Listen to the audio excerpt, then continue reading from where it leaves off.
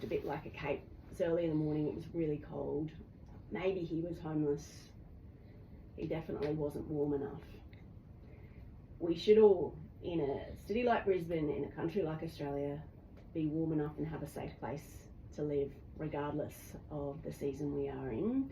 And many people put up their hands to help in situations that get really tricky.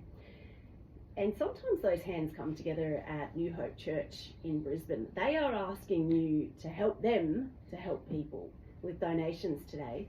Matt Prater is a pastor at New Hope Church in Brisbane. Matt, good morning.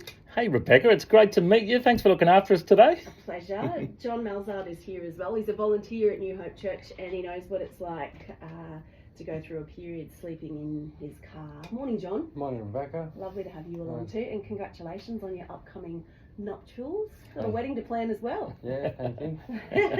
Looking forward to it. Yes, no doubt. Matt, at 10:30 this morning, where will you be? Okay, so we have a soup kitchen every Friday morning. We have 3 minibuses that go around and pick people up from boarding houses and off the streets. We bring them in, give them a 3-course meal, and we have beanies, scarves, blankets, all sorts of goodies, emergency food packs that people can have if they're experiencing homelessness. And we always have someone give a short message, like a testimony. Someone like John might get up and share how they had their life transformed or something. And then after the soup kitchen finishes, we then have a team of about 20 or 30 that go and visit all the boarding houses around the city, and we take frozen meals and all the beanies and the blankets and things, and we spend the afternoon visiting people out in the streets, because a lot of them won't come in, so we go to them as well. Yeah. John, are you happy to share a little bit about your story? Because 4 years ago, life was pretty different for you. Where were you sleeping? 4 years ago, I was living in my car in a tent. I just gave up my 2 best friends, my 2 dogs, and I was like physically and spiritually hungry, so I thought about ending my life. I just hit rock bottom, and a friend of mine rings me one day and just asked me what I was up to, and I said, I'm about to go and end my life. And normal friends would ask you why, what's going on, but I know this was of God. He just said, are you hungry?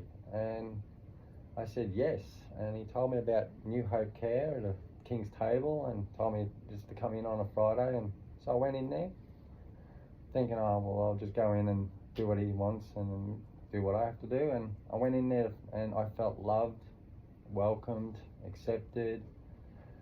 And I sat down and had a beautiful 3-course meal and I think Pastor Matt Prater was preaching that day, and I heard a beautiful message, and I just went, wow, there was another chance. There was like more to life than what I was going through. And I thought, okay, and I'm still living in my car at the time. So the following week I went back and started volunteering before the church was open, started setting up the tables and making food packs and everything like that, and started helping the homeless people while I was homeless, and thinking, it's not what I can do, it's what can God do in the situation. And